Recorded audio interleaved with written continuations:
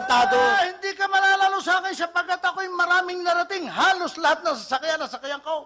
Ano? Lahat ng sasakyan mo? Oo! Talaga? Oo! Alam mo, nakasakay ka ng aeroplano. Nung magpunta tayo sa Canada, sakay tayo ng aeroplano. Ba natatandaan mo? Oo. Sa tren, nakasakay ka ng tren. Nung mag-show tayo sa Bicol, sakay tayo ng tren. Ba okay ho. Sa barko, nakasakay ka ng barko? Nung mag-show tayo sa Iloilo, sakay tayo ng barko. Natatandaan mo, no?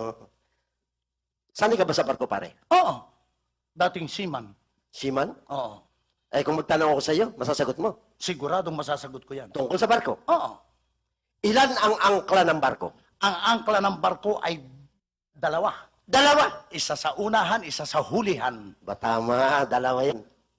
O halimbawa, inabot ka ng bagyo sa gitna ng dagat, anong gagawin mo riyan? Ihuhulog ko yung unang angkla Para hindi lumubog. para hindi lumubog. Ay, kung may dumating isa pang bagyo. Ihuhulog ko yung padalawang angkla.